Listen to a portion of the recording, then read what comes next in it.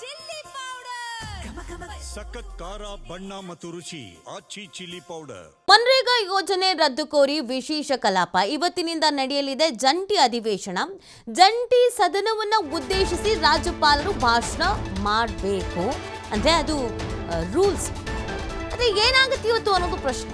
ಬೆಳಗ್ಗೆ 10:55ಕ್ಕೆ ರಾಜ್ಯಪಾಲರಾದ ಗೆಹ್ಲೋಟ್ ಅವರ ಆಗಮನ. ವಿಧಾನಸೌಧಕ್ಕೆ ಗವರ್ನರ್ ಥಾವರ್ ಚಂದ್ ಗೆಹ್ಲೋಟ್ ಆಗಮನ. ಸಿಎಂ ಸ್ಪೀಕರ್ ಸಭಾಪತಿಯಿಂದ ಸ್ವಾಗತ. ನಂತರ ಜಂಟಿ ಸದನವನ್ನು ಉದ್ದೇಶಿಸಿ ಗೆಹ್ಲೋಟ್ ಭಾಷಣ. ಸರ್ಕಾರದ ಸಾಧನೆ, ಮುಂದಿನ ಯೋಜನೆಗಳ ಬಗ್ಗೆ ಪ್ರಸ್ತಾಪ ಮಾಡ್ತಾರೆ. ಭಾಷಣದ ನಂತರ ನಿರ್ಗಮಿಸಲಿದ್ದಾರೆ ಥಾವರ್ ಚಂದ್ ಗೆಹ್ಲೋಟ್. ಆ ನಂತರ ಮನ್ರೇಗಾ ರದ್ದು ಕುರಿತು ಚರ್ಚೆ ನಡೆಯಲಿದೆ. ಇದಿಷ್ಟು ಪ್ರೊಸೀಜರ್ ಇರೋದು, ಪ್ರಕ್ರಿಯೆ ಇರೋದು. ಹಿಂಗೆ ಆಗತ್ತೆ ಅದು ಹಿಂಗೆ ಆಗಬೇಕು ಅಂತ. ಬಟ್ ಇವತ್ತು ಹಿಂಗೇ ಆಗುತ್ತಾ ಅದು ಒಂದು ಪ್ರಶ್ನೆ ಇದೆ. ಯಾಕಂದರೆ ರಾಜ್ಯಪಾಲರು ಒಂದಷ್ಟು ಅಸಮಾಧಾನವನ್ನು ವ್ಯಕ್ತಪಡಿಸಿದ್ದಾರೆ.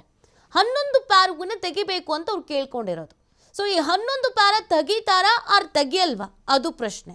ಇನ್ನೂ ಒಂದು ಪ್ರಶ್ನೆ ಏನು ಅಂತಂದರೆ, ನಾನು ಬರಲ್ಲ ಅಂತ ಅವ್ರು ಹೇಳಿಲ್ಲ, ನಾನು ಇದನ್ನು ಓದಲ್ಲ ಅಂತ ಹೇಳಿದ್ದಾರೆ.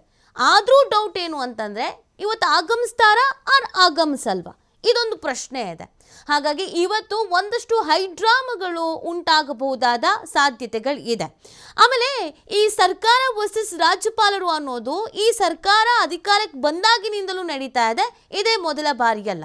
ಈ ಸರ್ಕಾರದವರು ಹೇಳೋದನ್ನ ಕೆಲವೊಂದನ್ನು ರಾಜ್ಯಪಾಲರು ಒಪ್ಕೊಂಡಿಲ್ಲ, ಬಿಲ್ಕುಲ್ ಒಪ್ಕೊಳ್ಳೋಕ್ಕಾಗದೇ ಇಲ್ಲ ಅಂತ ಕೆಲವೊಂದನ್ನು ರಿಜೆಕ್ಟ್ ಮಾಡಿದ್ದುಂಟು.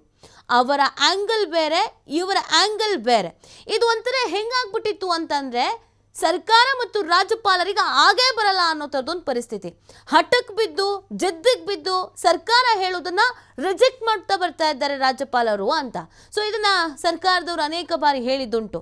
ನಾವು ಹೇಳೋ ಎಲ್ಲ ವಿಚಾರವನ್ನು ಅವ್ರು ರಿಜೆಕ್ಟ್ ಮಾಡ್ತಾರೆ, ಬಿಲ್ ವಾಪಸ್ ಕಳಿಸ್ತಾರೆ, ಹಿಂಗಾದರೆ ಹೆಂಗೆ ಅಂತೆಲ್ಲ ಕೇಳಿದ್ದು ಉಂಟು. ಕೆಲವೊಂದು ಮಸೂದೆಯ ಬಗ್ಗೆ ಚಕಾರ ಎತ್ತಿದ್ದುಂಟು ರಾಜ್ಯಪಾಲರು.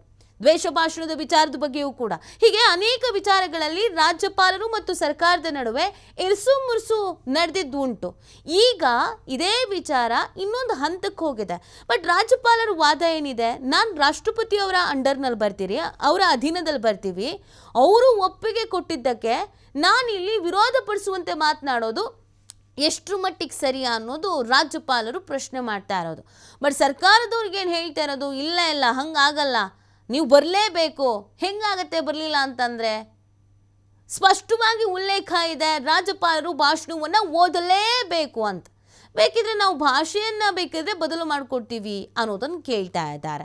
ಸೊ ಹಾಗಾಗಿ ಇವತ್ತೊಂದಷ್ಟು ಹೈಡ್ರಾಮಗಳು ಉಂಟಾಗುವ ಎಲ್ಲ ಲಕ್ಷಣಗಳು, ಸಾಧ್ಯತೆ